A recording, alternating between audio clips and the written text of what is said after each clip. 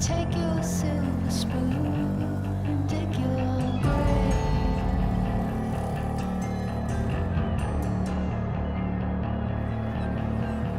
Wake up in the morning, see your sunrise lost to go down.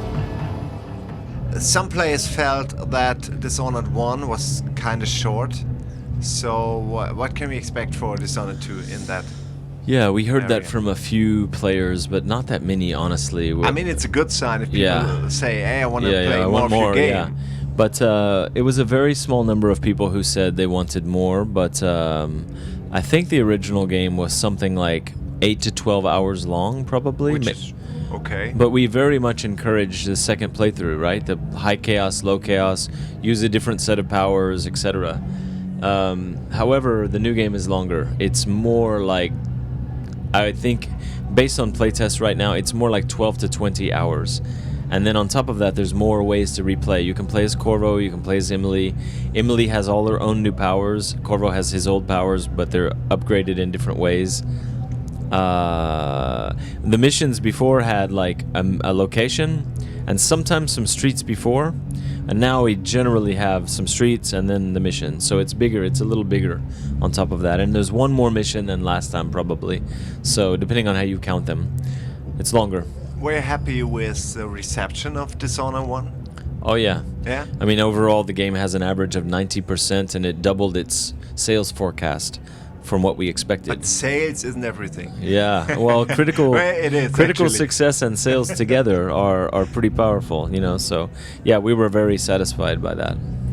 So you didn't change anything in the formula? Oh Or- no, we well, did. yeah? We listened to what people said about the game, and there were probably 4 or 5 things that people said, I wish this worked differently, and so we really attacked those. People love the game, but they criticize the binary endings, and so we have many more endings now than we had before, and they're driven by player choice through the game, and then they're colored by how many people you've killed or not. There's like a more optimistic or cynical version of each of the end games based on that, and there were. Some people were not comfortable with the voiceless protagonist, so we give the character a voice now. And so Emily and Corvo both talk as they go through the game, and you feel warmer toward them. You understand what they're thinking more. There were probably 4 or 5 things like that we tweaked. One was the length. We made it a little longer, you know. Yeah. You have a very distinctive visual style. I really like your Yeah. whole art design. So how did you came up with it, and were there like people who said, oh, make it more, I don't know, casual, make it more like Call of Duty, whatever? No, everybody loves our art style. That's one thing that's not in question. It's like a painting in motion, we say. It's non-photorealistic. And the new engine, it's an entirely new engine, 90% rewritten from scratch. And it's made to support our unique art direction and our level design, in fact. So you just said your art design is the one thing nobody challenged, everybody liked. So which parts of your game were like criticized? I mean, more internally. Probably some of the ones I mentioned. You Yeah. know, some people didn't like the length. Okay. Some people thought the endings were too binary. Some people don't like voiceless protagonists. People wanted many more options. Like when you lean from behind cover, in the first game, people don't see you. If they're on the other side and they only see this much of you, they don't see you. If they're behind you, of course they see you. But from leaning around something, they don't see you. And people thought this was unrealistic. So now we give an option for do they not see you, or they see you slowly, or they see you quickly. And so you can tweak. We have many, many options now, and you can tweak the game to be much harder. So one of the things people talked about is, could you make it more difficult? And so we made it more difficult. And so you can play casually, or you can play very difficult now. And one of the things we just talked about yesterday, it's brand new, is this thing called no powers mode.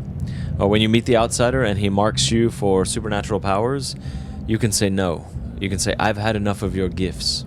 and he doesn't give you the mark. And then you play the whole game with no supernatural powers. We call it flesh and steel. And so if you're really hardcore and you want to play the game without blinking and possession and stopping time and all that, you can. How difficult is it to create a game that supports that many playstyles? Very difficult. I guess. Yes, no. because it's not only for all the powers do you have to have ways that they can all be useful and you can combine them and all of that, but then you have to do it for the no powers player, and it just makes it much harder for that guy. But also you have to make sure to get to everywhere in the game there's a climb or a jump or an alternate way we can open a window and go in. Because when you have blink, you can assume that, oh, the guy can just blink, you know. But when you don't have blink, you have to find another path, right? And so we have to make sure that there's a path for you. You've already talked about skills and stuff. Is there anything you could elaborate more on? What's the thing you're most proud of? Yeah. Well, so in the first game, you had the power, and you could upgrade it once. That's it. So the upgrade was like it lasts longer, it goes further, you know, that sort of thing. It's very basic. The new game has a tree. Every power has 3 or 5 ways you can upgrade it. And so just to take possession, for instance, Corvo's power from the first game, before you could upgrade it, and maybe I think it went from affecting animals to people, and it lasts a bit longer. That was the upgrade. Now the upgrades work where you can get it, and then you can upgrade it to work on people. You can upgrade it to work on flying creatures, like blood flies. You can upgrade it to work on corpses, so that if someone is dead, you can move into their body and hide. So some guy comes in the room to check the corpse, and he doesn't see you're looking out through the eyes. It's a great idea. Actually. Yeah. I find it pretty cool. And then you can also upgrade it to chain possession. So if I jump into a rat and I run and I see a blood fly, I can jump into the blood fly, and I fly around, I see a fish, and I can jump into the fish. So chain possession is another upgrade. This is Corvo's power from the first game, but with a tree. It's very cool, and I love that. All the powers, Emily's new powers, they have trees, and Corvo's old powers, all the ones from the first game, Wind Blast, Devouring Swarm, Bin Time, Possession, Blink, they're all back with trees also. And so we do things like, did you play the DLC? No, I'm sorry. Okay, so the DLC for Dowd was really cool.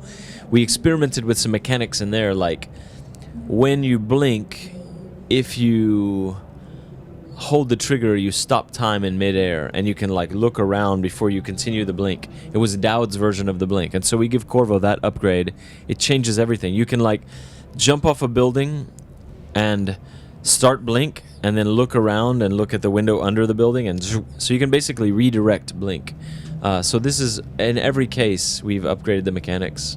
So your game is packed full of stuff, packed full of features and Yes. ideas. What are your influences? What are your...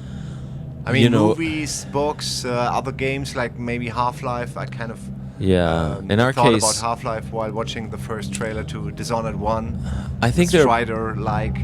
are probably people on the team that are greatly influenced by Half-Life, especially visually. silent But protagonist. yes, but my influences and Rafael Colantonio's influences are System Shock, Thief, these As games. you would expect. I mean, Yeah. the best of the best. Those are immersive sims, right? I worked on Deus Ex 1 and 2. He works on Arx Fatalis, and so those are our influences, really. And of course, we've modernized the game. But BioShock was a very influential game for us. System Shock 2 was influential for us. So we feel like our games are in the sphere of those types of games. You're also trying to create an expanded universe through comics and movies. Yeah. So can you talk about that, or is it Yeah, like... no, I can talk about that. Some teams just ask somebody to do a novel, and then they say, yeah, great, we have a novel. Our team works with the guy and edits the guy, and so says, no, wait, that's the calendar has this many days each month, 28 days each month. You know, we have details. And so I've edited the novels with the writer Adam Christopher, and I've edited the comics with Titan Publishing. So we love those guys, but we work very closely with them, and we try to make sure it's very true to the details of the world. Did it help that you didn't have to develop the game for the older consoles? Did it help that we did not have Yeah. to? Yeah, I mean, The old consoles were great because they had been around a long time and they were very stable and the tools for them were very good. But the new consoles are so powerful. You look at did you go to our showcase? Yeah. You saw our gameplay trailer. Yeah, and you had like 20 minutes of gameplay and trailers. yeah, and those everything. those Was great. footage, the footage of that stuff would not be possible on the old consoles. And You don't have sometimes to dump down everything. sometimes it doesn't. Sometimes it's major changes. Like the size of the maps are very large compared to the old ones, and you can get up on the rooftops, and that's the power of the new console. Sometimes it's subtle. Like we have a thing now called subsurface scattering, where you know the ear of a human or the hand, if you get in front of a bright light, you can see red at the edges. Like if Yeah, the sun is yeah. behind me, my Through the ear ear, turns yeah. red. We have this. So if a guard is standing at the top of the stairs, and you're looking at him and you see the sun behind him, you really see the light penetrating his ears, they turn red. And so it's a subtle thing. It doesn't matter for gameplay, but it really helps you feel immersed in the world, because it's something that you grow up seeing all the time when somebody gets in front of a bright light. And so the world just feels a little more complete somehow. Talking about immersion, one last question. I mean, here at Bethesda, you have Fallout VR, Doom VR. Yeah. Experiences, I would say. Why not Dishonored? I mean, you just talked about it. Yeah. It looks like a painting, so it would be awesome to just walk around Right. the city. Yeah, we're very excited about VR. We haven't announced anything at this point, but I will say that our values, we're very specialized developers. We wouldn't go make a racing game or a multiplayer fighting game or whatever. We're very specialized into this type of game, the immersive sim. And I think our values align with the values of VR very closely. So you've worked 8 years on 2 games. Yeah, because... How does that feel? I mean, it's... Would you change anything?